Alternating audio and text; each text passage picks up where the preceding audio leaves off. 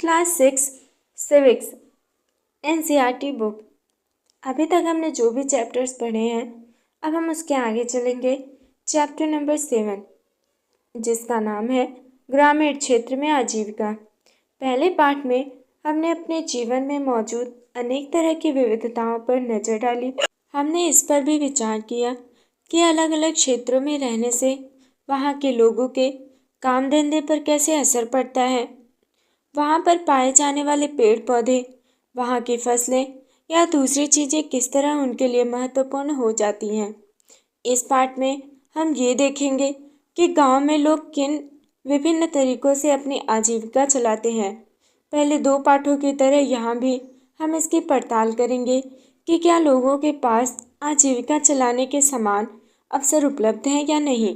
उनके जीवन की परिस्थितियाँ एक दूसरे से कितनी मिलती जुलती हैं और वे किन समस्याओं का सामना करते हैं, हम इसे भी देखेंगे।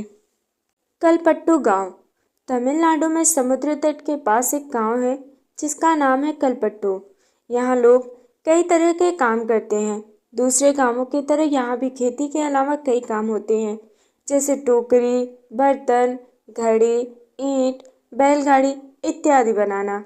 कलपट्टू में कुछ लोग नर्स, शिक्षक, धोबी, बुनकर, नाई, साइकिल ठीक करने वाले और लोहार के रूप में अपनी सेवाएं देते हैं। यहाँ कुछ दुकानदार एवं व्यापारी भी हैं। जो मुख्य गली है वो बाजार की तरह दिखती हैं। उसमें आपको तरह तरह की कई छोटी दुकानें दिखेंगी, जैसे चाय, सब्जी, कपड़े की दुकान तथा दो दुकानें बीज और खाद की। 4 दुकानें चाय की हैं, जहाँ टिफिन भी मिलता है। यहाँ टिफिन का मतलब है खाने पीने की हल्की फुल्की चीज़ें, जैसे सुबह इडली, डोसा व उपमा मिलता है और शाम के नाश्ते में बड़ा बोंडा व मैसूर पाक मिलता है। चाय की दुकानों के पास एक कोने में एक लोहार का परिवार रहता है। उसके घर में ही लोहे की चीज़ें बनाने का काम होता है। बगल में साइकिल की मरम्मत की एक दुकान है। वहाँ साइकिल किराए पर भी मिलती है, जहाँ में 2 परिवार कपड़े धोकर अपनी आजीविका चलाते हैं। कुछ लोग पास के शहर में जाकर मकान बनाने और लॉरी चलाने का काम करते हैं। गांव छोटी छोटी पहाड़ियों से घिरा हुआ है। सिंचित जमीन पर मुख्यतः धान की खेती होती है। ज़्यादातर परिवार खेती के द्वारा अपनी आजीविका कमाते हैं। यहाँ आम और नारियल के काफ़ी बाग है। कपास, गन्ना और केला भी उगाया जाता है। आइए कुछ लोगों से मिले जो कलपट्टू के खेतों में काम करते हैं और देखें कि हम उनकी आजीविका के बारे में क्या सीख सकते हैं। तुलसी, हम सब यहाँ रामलिंगम की जमीन पर काम करते हैं। उसके परिवार के पास कलपट्टू में 20 एकड़ धान के खेत हैं। शादी से पहले मैं मायके में धान के खेतों में ही मजदूरी करती थी। यहाँ मैं सुबह 8:30 से शाम 4:30 बजे तक काम करती हूँ। रामलिंगम की पत्नी करुथम्मा काम की निगरानी करती हैं। साल में कुछ ही मौके ऐसे होते हैं जब मुझे नियमित रूप से मजदूरी मिलती है। यह उन मौक़ों में से एक है। मैं धान रोप रही हूँ। जब धान की फसल थोड़ी बढ़ जाएगी तो रामलिंगम हमें निराई के लिए और बाद में कटाई के लिए बुलाएगा। जब मैं कम उम्र की थी तो निराई कटाई का काम आसानी से कर लेती थी, लेकिन अब जैसे जैसे उम्र हो रही है मुझे झुककर काम करने और देर तक पानी में पैर डुबोए रहने से तकलीफ होती है। रामलिंगम एक दिन का 40 रुपया मजदूरी देता है। मेरे गांव में मजदूरी के रेट से ये थोड़ा कम है, फिर भी मैं मजदूरी के लिए यहीं आती हूँ। रामलिंगम पर मुझे भरोसा है कि काम होने पर वो मुझे ही बुलाएगा। बाकी लोगों की तरह वो आस पड़ोस के गाँव में सस्ते मजदूर ढूंढने नहीं जाता। मेरा पति रमन भी एक मजदूर है। हमारे पास कोई ज़मीन नहीं है। साल के इन महीनों में वो खेतों में कीड़ों की दवाई छिड़कता है। जब खेतों में कोई काम नहीं मिलता तो उसे पास के खान से पत्थर या नदी से बालू ढोने का काम मिल जाता है। ये पत्थर और बालू पास के शहरों में मकान बनाने के लिए ट्रक से ले जाए जाते हैं। खेत में काम करने के अलावा और घर का सारा काम करती हूँ। मैं घर में सबके लिए खाना बनाती हूँ, कपड़े धोती हूँ और सफाई करती हूँ। दूसरी औरतों के साथ जाकर जंगल से लकड़ी भी लाती हूँ। गांव से करीब 1 किलोमीटर दूर बोखेल है। बोरवेल है जहाँ से पानी लेकर आती हूँ। मेरा पति घर का सामान जैसे साग सब्जी खरीदने में मेरी मदद करता है। हमारी 2 बेटियां हैं। हमारे जीवन की खुशी है, दोनों ही स्कूल जाती हैं। पिछले साल एक बेटी बीमार पड़ गई थी तो उसे शहर के अस्पताल ले जाना पड़ा। हमने उसके इलाज के लिए रामलिंगम से उधार लिया था और उस उधार को चुकाने के लिए हमें अपनी गाय बेचनी पड़ी। तुलसी के काम का विवरण दीजिए, ये रमन के काम से कैसे अलग है? तो ये थी तुलसी की कहानी। जैसा कि आपने तुलसी की कहानी में पढ़ा, ग्रामीण इलाकों में गरीब परिवारों का बहुत सारा समय पानी और जलावन की लकड़ी लाने एवं जानवर चराने में बीतता है। इन कामों से कोई पैसा नहीं मिलता है, लेकिन गरीब परिवारों में ये काम बहुत महत्वपूर्ण होता है। वे मजदूरी से जो थोड़ा सा पैसा कमाते हैं उससे गुजारा नहीं होता। घर चलाने और जिंदगी बसर करने के लिए इन कामों को करना पड़ता है। हमारे देश के ग्रामीण परिवारों में से करीब 40% खेतिहर मजदूर हैं। कुछ के पास जमीन के छोटे छोटे टुकड़े हैं, बाकी तुलसी की तरह भूमिहीन हैं। कई बार जब पूरे साल उन्हें काम नहीं मिल पाता तो मजबूरन काम की खोज में उन्हें दूर दराज के इलाकों में जाना पड़ता है। इस तरह का पलायन कुछ विशेष मौसमों में ही होता है। हम शेखर से मिलते हैं। हमें ये धान अपने घर लेकर जाना है। मेरे जीवन में अभी अभी फसलों की कटाई पूरी की है। हमारे पास बस 2 एकड़ जमीन है। हम अपने खेत का सारा काम खुद ही कर लेते हैं। मैं कई बार कटाई के समय दूसरे छोटे किसानों की मदद ले लेता हूँ और बदले में उनके खेतों में कटाई करवा देता हूँ। व्यापारी मुझे उधार पर बीज और खाद देता है। इसे चुकाने के लिए मुझे थोड़े कम दामों पर उसे धान बेचना पड़ता है। अगर बाजार में बेचूं तो ज़्यादा पैसे मिल जाएंगे, लेकिन मुझे उधार भी तो चुकाना है। व्यापारी ने किसानों को याद दिलाने के लिए अपना एजेंट भेजा है कि जिन किसानों ने उधार लिया है वे उसी को अपना धान बेचे। मुझे अपने खेत से 60 बोरी धान मिलेगा। इनमें से कुछ से मैं अपना उधार चुका दूंगा और बाकी घर में लग जाएगा। लेकिन मेरे हिस्से में जो आता है वो सिर्फ 8 महीने तक ही चल पाता है, इसलिए मुझे और पैसा कमाने की ज़रूरत पड़ती है। इसके लिए मैं रामलिंगम की चावल की मिल में काम करता हूँ। वहाँ मैं पड़ोसी गांव के किसानों से धान इकट्ठा करने में उसकी मदद करता हूँ। हमारे पास एक संकर गाय भी है। उसका दूध हम यहीं की सहकारी समिति में बेच देते हैं। इससे रोज के खर्चों के लिए थोड़ा और पैसा मिल जाता है। जैसा कि आपने ऊपर पढ़ा, कई बार शेखर जैसे किसान जरूरी चीज़ें खरीदने के लिए पैसा कर्ज ले लेते हैं। अक्सर ये पैसा बीज, खाद और कीटनाशक खरीदने के लिए साहूकार से कर्ज लिया जाता है। अगर बीज अच्छी किस्म के नहीं होते या फसल को कीड़ा लग जाता है तो पूरी फसल बर्बाद हो सकती है। बारिश पूरी नहीं होने पर भी फसल खराब हो सकती है। ऐसी स्थिति में किसान अपना उधार नहीं चुका पाते। कई बार परिवार चलाने के लिए उन्हें और पैसा कर्ज के तौर पर देना पड़ता है। जल्दी ही कर्ज इतना बढ़ जाता है कि किसान कितना भी कमा ले वो उसे चुका नहीं पाता। इस स्थिति में कहते हैं कि किसान कर्ज तले दब गया है। पिछले कुछ सालों में ये किसानों की विपदा का मुख्य कारण बन गया है। कई क्षेत्रों में किसानों ने कर्ज के बोझ से दबकर आत्महत्या तक कर ली है। रामलिंगम और करुथम्मा। जमीन के अलावा रामलिंगम के परिवार के पास एक चावल की मिल है और बीज व कीटनाशक बेचने के लिए एक दुकान है। चावल की मिल में उन्होंने कुछ अपना पैसा लगाया और थोड़ा सरकारी बैंक से कर्ज लिया था। वे कलपट्टू और आसपास के गांवों से ही धान खरीदते हैं। मिल का चावल आसपास के शहरों के व्यापारियों को बेचा जाता है। इससे उनकी अच्छी खासी कमाई हो जाती है।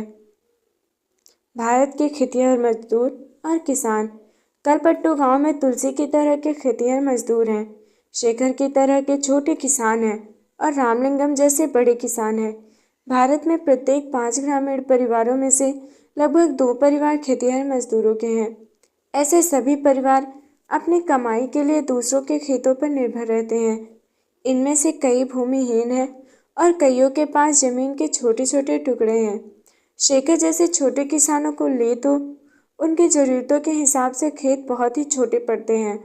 भारत के 80% किसानों की यही हालत है। भारत में केवल 20% किसान रामलिंगम जैसे बड़े किसानों की श्रेणी में आते हैं। ऐसे किसान गांव की अधिकतर जमीन पर खेती करते हैं। उनकी उपज का बहुत बड़ा भाग बाजार में बेचा जाता है। कई बड़े किसानों ने अन्य काम धंधे भी शुरू कर दिए हैं, जैसे दुकान चलाना, सूद पर पैसा देना, छोटी छोटी फैक्ट्रियां चलाना इत्यादि। हमने कलपट्टू में होने वाली खेती के बारे में पढ़ा। ग्रामीण क्षेत्रों में खेती के साथ साथ लोग जंगल के लिए मध्य भारत के कुछ गांवों में खेती और जंगल की उपज दोनों ही आजीविका के महत्वपूर्ण साधन हैं। महुआ बीनने, तेंदू के पत्ते इकट्ठा करने, शहद निकालने और इन्हें व्यापारियों को बेचने जैसे काम अतिरिक्त आय में मदद करते हैं। इसी तरह सहकारी समिति को या पास के शहर के लोगों को दूध बेचना भी कई लोगों के लिए आजीविका कमाने का मुख्य साधन है। समुद्र तटीय इलाकों में हम देखते हैं कि पूरे के पूरे गांव मछली पकड़ने में लगे हुए हैं। आइए अरुणा और पारिवेलन के जीवन के बारे में पढ़कर मछली पकड़ने वाले एक परिवार के बारे में थोड़ा और जानें। ये परिवार कलपट्टू के पास पुदुपेट नामक के गांव में रहता है। नागालैंड की सीढ़ीनुमा खेती। यहाँ एक गांव है जिसका नाम है चिजामी। ये नागालैंड के फेक जिले में है। इस गांव में रहने वाले लोग चखे संघ समुदाय के हैं। वे सीढ़ीनुमा खेती करते हैं। इसका मतलब है कि पहाड़ी की ढलाऊ जमीन को छोटी छोटी सपाट टुकड़ों में बांटा जाता है और इस पर जमीन को सीढ़ियों के रूप में बदल दिया जाता है। प्रत्येक सपाट टुकड़े के किनारों को ऊपर उठा देते हैं जिससे पानी भरा रह जाएगा। ये चावल की खेती के लिए सबसे अच्छा है। चिजामी के लोगों के पास अपने अपने खेत हैं, लेकिन वे इकट्ठे होकर एक दूसरे के खेतों में भी काम करते हैं। वे 6 से 8 लोगों का एक समूह बनाते हैं और इकट्ठे मिलकर पहाड़ के एक हिस्से पर घास पतवार साफ करते हैं। जब दिन का काम खत्म हो जाता है तो सारा समूह इकट्ठे बैठकर खाना खाता है। ऐसा कई दिनों तक चलता रहता है जब तक काम खत्म नहीं हो जाता। चलिए अब हम अरुणा और पारिवेलन के बारे में जान लेते हैं। पुदुपेट कलपट्टू से ज़्यादा दूर नहीं है। यहाँ लोग मछली पकड़कर अपनी आजीविका चलाते हैं। उनके घर समुद्र के पास होते हैं और वहाँ चारों ओर जाल और कैटामरैन अर्थात मछुआरों की खास तरह की छोटी नाव की पंक्तियाँ दिखाई देती हैं। सुबह 7 बजे समुद्र किनारे बड़ी गहमा गहमी रहती है। इस समय सारे कैटामरैन मछलियाँ पकड़कर लौट आते हैं। मछली खरीदने और बेचने के लिए बहुत सारी औरतें इकट्ठी हो जाती हैं। मेरा पति परिवेलन, मेरा भाई और जीजा आज बड़ी देर से लौटे। मैं बहुत परेशान हो गई थी। ये हमारे कैटामरैन में इकट्ठे ही समुद्र में जाते हैं। उन्होंने बताया कि आज वे तूफान में फंस गए थे। आज जो मछलियाँ पकड़ी गईं उनमें से मैंने परिवार के लिए कुछ मछलियाँ एक तरफ उठाकर रख दी, बाकी मैं नीलाम कर दूंगी। इस नीलामी से जो पैसा मुझे मिलता है वो 4 भागों में बँट जाता है। 3 हिस्से उन 3 लोगों में बँट जाते हैं जो मछली पकड़ने जाते हैं। बाकी 1 हिस्सा उसे मिलता है जिसकी नाव और जाल वगैरह होते हैं। चूँकि जल, कैटामरैन और उसका इंजन हमारे हैं तो वो हिस्सा भी हमें ही मिल जाता है। हमने बैंक से उधार लेकर एक इंजन खरीदा है जो कैटामरैन में लगा हुआ है। इससे ये लोग समुद्र में दूर तक जा पाते हैं और ज़्यादा मछलियाँ मिल जाती हैं। नीलामी में जो औरतें यहाँ से मछलियाँ खरीदती हैं वे टोकरे भर भर कर पास के गाँवों में बेचने के लिए जाती हैं। कुछ व्यापारी भी हैं जो शहर की दुकानों के लिए मछलियाँ खरीदते हैं। मैं दोपहर 12 बजे तक ही नीलामी का काम निपटा पाती हूँ। शाम को मेरा पति और बाकी रिश्तेदार मिलकर जाल को सुलझाते हैं और उसकी मरम्मत करते हैं।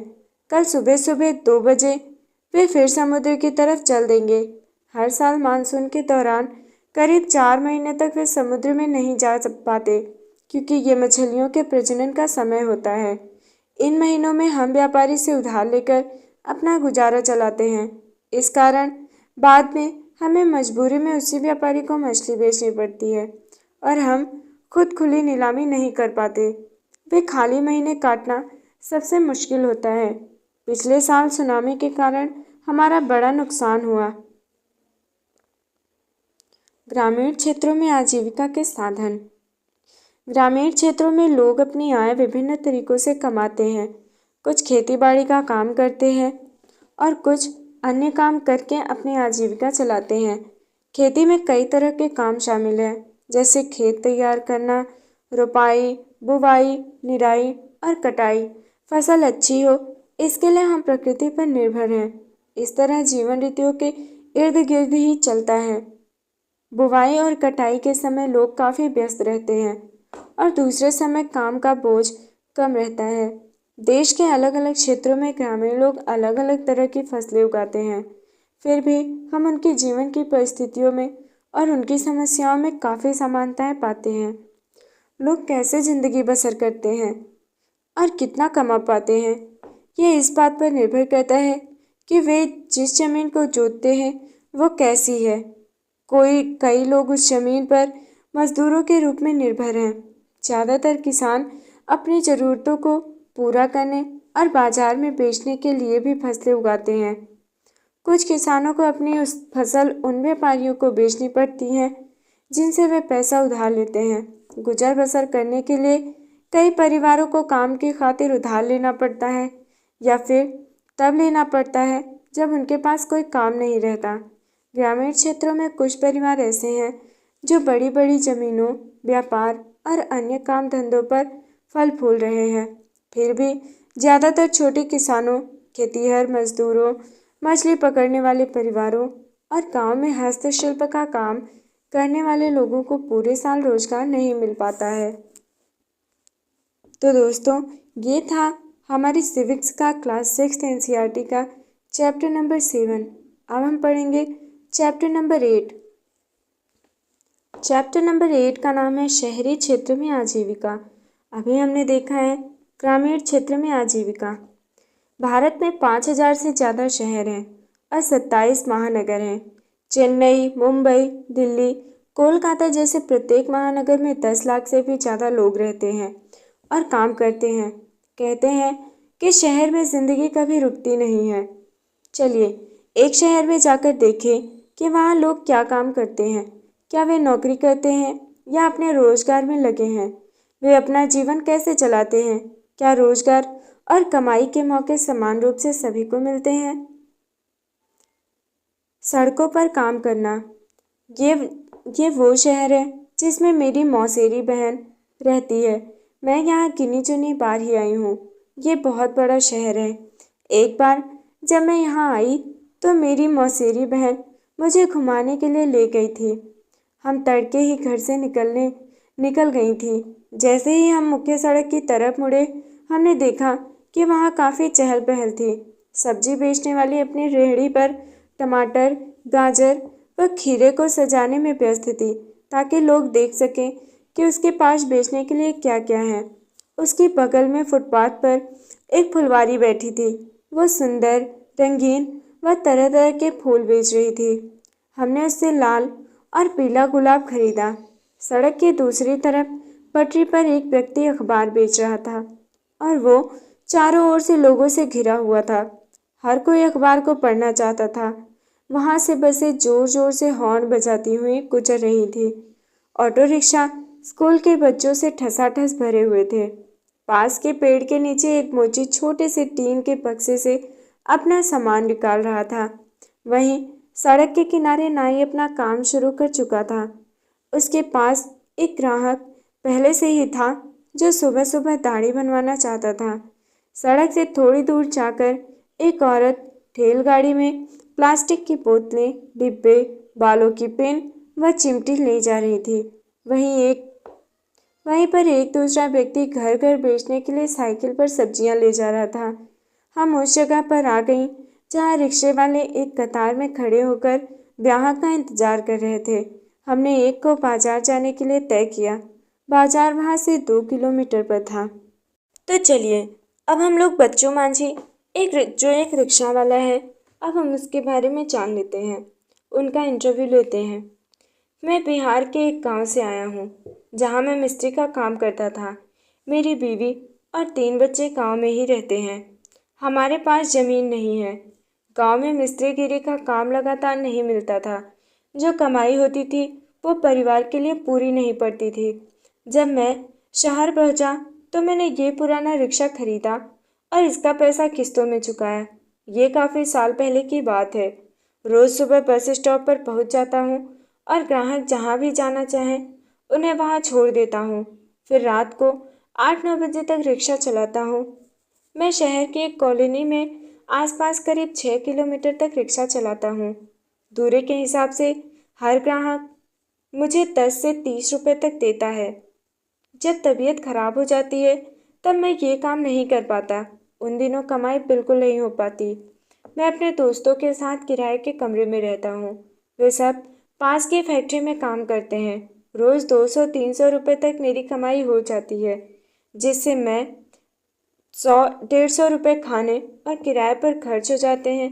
बाकी मैं परिवार के लिए बचा लेता हूँ। साल में 2-3 बार मैं अपने परिवार से मिलने गांव जाता हूँ। जो पैसा शहर से भेजता हूँ मेरा परिवार उसी पर जीता है। कभी कभार मेरी बीवी खेतों में मजदूरी करके थोड़ा बहुत कमा लेती है। बच्चों माझी की तरह ही शहर में कई सारे लोग सड़कों पर काम करते हैं। वे चीज़ें बेचते हैं, उनकी मरम्मत करते हैं या कोई सेवा देते हैं। वे स्वरोजगार में लगे हैं। उनको कोई दूसरा व्यक्ति रोजगार नहीं देता, इसलिए उन्हें अपना काम खुद ही संभालना पड़ता है। वे खुद योजना बनाते हैं कि कितना माल खरीदें और कहाँ व कैसे अपनी दुकान लगाएं। उनकी दुकानें अस्थायी होती हैं। कभी कभी तो टूटे फूटे गत्ते के डिब्बों या बक्सों पर कागज फैलाकर दुकान बन जाती है, या खंभों पर तिरपाल या प्लास्टिक चढ़ा लेते हैं। वे अपने ठेले या सड़क की पटरी पर प्लास्टिक बिछाकर भी काम चलाते हैं। उनको पुलिस कभी भी अपनी दुकान हटाने को कह देती है। उनके पास कोई सुरक्षा नहीं होती। कई ऐसी भी जगहें हैं जहाँ ठेले वालों को घुसने ही नहीं दिया जाता। ठेले वाले जो चीज़ें बेचते हैं वे अक्सर घर पर उनके परिवार वाले बनाते हैं। परिवार वाली चीज़ों को खरीद कर साफ करके छाँट करके बेचने के लिए तैयार करते हैं। उदाहरण के लिए जो सड़कों पर खाना या नाश्ता बेचते हैं वो ज़्यादातर घर पर ही बनाया जाता है। अहमदाबाद शहर के एक सर्वेक्षण में पाया गया कि काम करने वालों में से 12% लोग सड़कों पर काम कर रहे थे। हमारे देश के शहरी इलाकों में लगभग 1 करोड़ लोग फुटपाथ पर और ठेलों पर सामान बेचते हैं। अभी हाल फिलहाल तक गलियों और फुटपाथ पर इस काम को यातायात और पैदल चलने वाले लोगों के लिए एक रुकावट की तरह देखा जाता था, लेकिन कई संस्थाओं के प्रयास से अब इसको सभी के लिए उपयोगी और आजीविका कमाने के अधिकार के रूप में देखा जा रहा है। सरकार भी उस कानून को बदलने पर विचार कर रही है जिससे उन पर प्रतिबंध लगा हुआ था। कानून में बदलाव आने से उनके पास काम करने की जगह होगी और यातायात एवं लोगों का आवागमन भी सहज रूप से हो पाएगा। ऐसा सुझाव है कि शहरों में कुछ इलाके फुटपाथ और ठेलों पर सामान बेचने वालों के लिए तय कर दिया जाए। ये भी सुझाव है कि उन्हें खुले रूप से आने जाने की अनुमति हो और वे लोग समितियों में रखे जाएं जो इन मुद्दों पर निर्णय लेती हैं। अब हम देखते हैं बाजार में। जब हम बाजार पहुंचे तो दुकानें अभी खुलनी शुरू ही हुई थी, लेकिन त्योहार के कारण वहाँ बहुत भीड़ हो चुकी थी। वहाँ मिठाई, खिलौने, कपड़े, चप्पल, बर्तन, बिजली के सामान इत्यादि की दुकानें की कतार थी। एक कोने में दांतों के डॉक्टर का क्लिनिक था। मेरी मौसेरी बहन ने उनसे पहले से ही समय ले रखा था। हम वहाँ पहले पहुँच गईं, जिससे हमारी बारी ना चली जाए। हमें थोड़ी देर तक कमरे में इंतजार करना पड़ा। डॉक्टर ने उसके दांतों का परीक्षण किया और दांत का छेद भरवाने के लिए अगले दिन आने को कहा। वो बहुत डर गई थी क्योंकि उसने सोचा कि एक तो अपना दांत खराब होने दिया और ऊपर से इतना दर्द सहन करना पड़ेगा। डॉक्टर के यहाँ से हम सिले हुए कपड़ों के एक शोरूम पर गईं क्योंकि मुझे कुछ सिले सिलाए कपड़े खरीदना चाहती थी। इस शोरूम की 3 मंजिलें थी और हर मंजिल पर अलग तरीके के कपड़े थे। हम तीसरी मंजिल पर पहुँचे जहाँ लड़कियों के कपड़े रखे हुए थे। बड़ी दुकान। हरीप्रीत, पहले मेरे पापा और चाचा एक छोटी सी दुकान पर काम करते थे। इतवार और इतवार को और त्योहारों के समय मैं और मेरी माँ उनकी मदद करते थे। मेरे कॉलेज की पढ़ाई पूरी करने के बाद वहाँ काम करना शुरू किया। अब मेरी पत्नी वंदना और मैं ये शोरूम चलाते हैं। वंदना, हमने कुछ साल पहले ये शोरूम खोला। मैं एक ड्रेस डिजाइनर हूँ। मैंने तरह तरह के फैशन के कपड़े बनाने की पढ़ाई की है, लेकिन आजकल लोग कपड़े सिलवाने की जगह सिले सिलाए यानी रेडीमेड कपड़े खरीदना पसंद करते हैं। इसलिए मेरा ध्यान इस बात पर ज़्यादा रहता है कि कैसे इन रेडीमेड कपड़ों को आकर्षक रूप से सजाकर रखा जाए। हम अपने शोरूम के लिए अलग अलग जगहों से सामान खरीदते हैं। ज़्यादातर माल मुंबई, अहमदाबाद, लुधियाना और त्रिपुर से आता है। कुछ सामान दिल्ली के पास के शहरों जैसे गुड़गांव और नोएडा से भी आता है। कुछ कपड़े हम विदेशों से भी मंगवाते हैं। इस शोरूम को सही रूप से चलाने के लिए हमें कई चीज़ें करनी पड़ती हैं। हम विभिन्न अखबारों में, सिनेमा हॉल में, टेलीविज़न व रेडियो चैनल पर विज्ञापन देते हैं। अभी तो ये शोरूम किराए पर है, पर हम इसे जल्द ही खरीद लेंगे। जब से ये बाजार आसपास रहने वाले लोगों के लिए मुख्य बाजार बन गया है, तब से हमारा व्यापार बहुत बढ़ गया है। हमने एक बार खरीद ली है और पास की सोसाइटी में एक फ्लैट भी ले लिया है। हरीप्रीत और वंदना की तरह कई लोग हैं जिनके पास शहर के बाजारों में अपनी दुकानें हैं। ये दुकानें छोटी बड़ी हैं और लोग अलग अलग चीज़ें बेचते हैं। ज़्यादातर व्यापारी अपनी दुकान या व्यापार खुद संभालते हैं। वे किसी दूसरे की नौकरी नहीं करते, लेकिन वे खुद कई लोगों को मैनेजर या सहायक की तरह नौकरी पर रखते हैं। ये पक्की दुकानें होती हैं जिनके पास नगर निगम से व्यापार करने के लिए लाइसेंस होता है। नगर निगम ये निश्चित करता है कि सप्ताह में कौन से दिन बाजार बंद रहेगा। उदाहरण के लिए, इस बाजार में दुकानें बुधवार को बंद रहती हैं। इस बाजार में छोटे छोटे दफ्तर और अन्य दुकानें भी हैं जो बैंक, कुरियर इत्यादि की सेवाएं देती हैं। फैक्ट्री में मैं अपने एक कपड़े पर जरी का काम करवाना चाहती थी जो मुझे एक खास मौके पर पहनना था।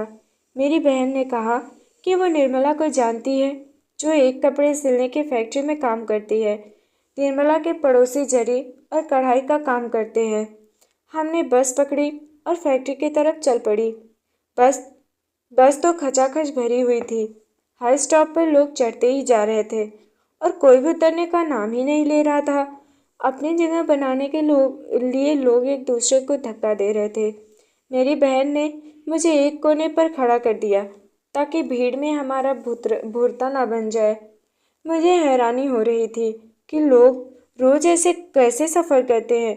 जैसे ही बस फैक्ट्री के पास पहुंची, लोग उतरने लगे। हम भी एक मोड़ पर उतर गई। आह, जान में जान आई। मोड़ पर बड़े सारे लोग समूही में बाड़ों पर बैठे हुए थे। कुछ टिककर खड़े हुए थे। उन्हें देखकर लग रहा था कि वे शायद किसी का इंतजार कर रहे थे। कुछ लोग स्कूटरों पर सवार उनसे बात कर रहे थे और रेट को लेकर मोल तोल कर रहे थे। मेरी बहन ने समझाया कि ये लेबर चौक कहलाता है। ये दिहाड़ी पर काम करने वाले मजदूर और मिस्त्री हैं। कुछ जहाँ भवन बन रहे होते हैं वहाँ मजदूरी करते हैं। कुछ बोझ ढोते हैं और ट्रकों से सामान उतारते हैं। कुछ लोग टेलीफोन की लाइन और पानी की पाइप के लिए खुदाई का काम भी करते हैं, लेकिन इन्हें हमेशा काम नहीं मिलता। ऐसे हजारों अनियमित मजदूर शहर में हैं।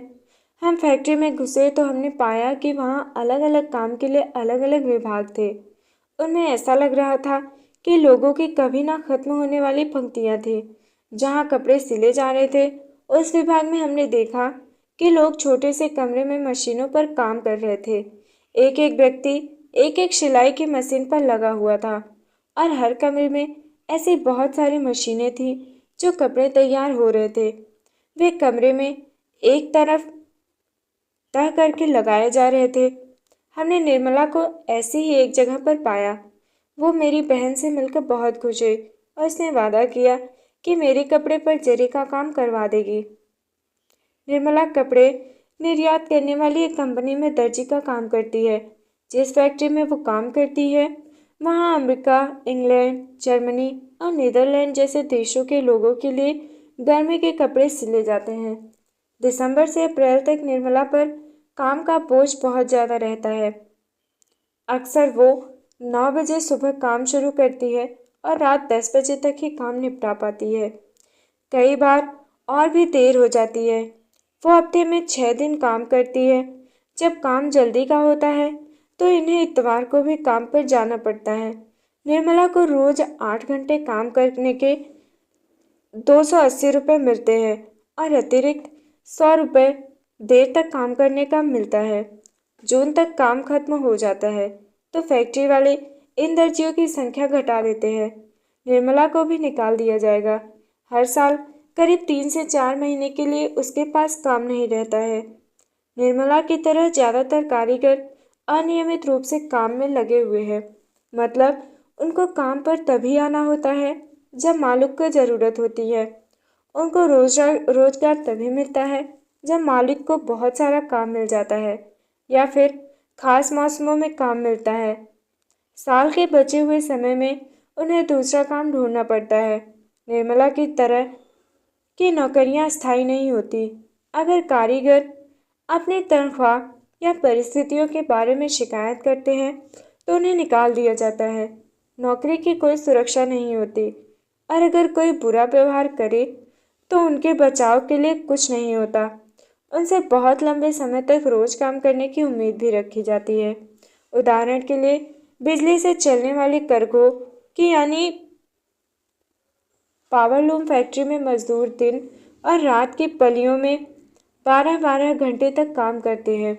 उन्हें 8 घंटों से ज़्यादा काम करने की मजदूरी अलग से मिलती है।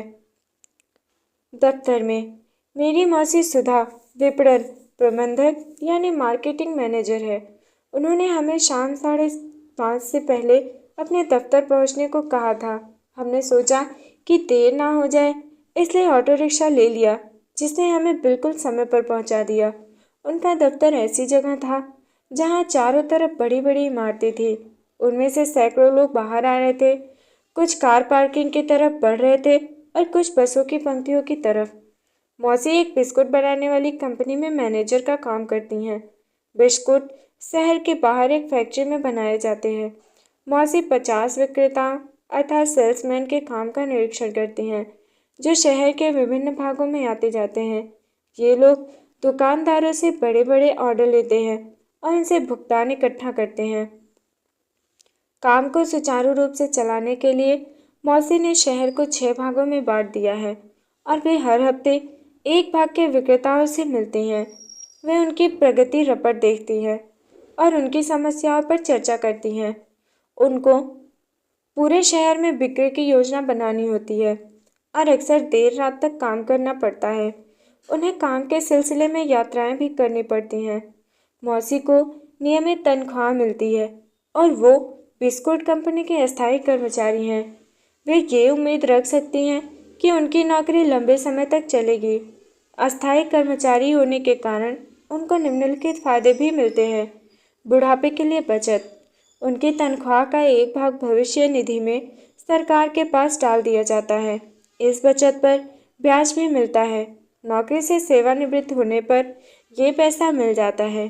छुट्टियाँ, इतवार और राष्ट्रीय त्यौहार के लिए छुट्टी मिलती है। उनको वार्षिक छुट्टी के लिए रूप में भी कुछ दिन मिलते हैं। परिवार के लिए चिकित्सा की सुविधाएं। कंपनी एक सीमा तक कर्मचारी और उनके परिवारजनों के इलाज का खर्चा उठाती है। अगर तबीयत खराब हो जाए तो कर्मचारी को बीमारी के दौरान छुट्टी मिलती है।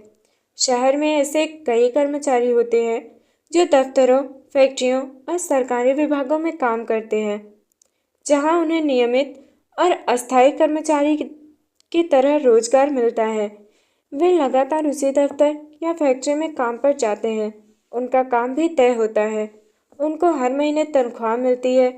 अगर फैक्ट्री में काम कम हो तो भी उन्हें अनियमित रूप से काम करने वाले मजदूरों की तरह निकाला नहीं जाता। आखिर दिन खत्म हुआ और हम मौसी की कार में थकी मांदी बैठ गई, लेकिन आज बहुत मज़ा आया। मैंने सोचा कि कितना अच्छा है कि शहर में इतने सारे लोग इतनी तरह का काम करते हैं वे कभी एक दूसरे से मिलते भी नहीं, मगर उनका काम उन्हें बांधता है और शहरी जीवन को बनाए रखता है।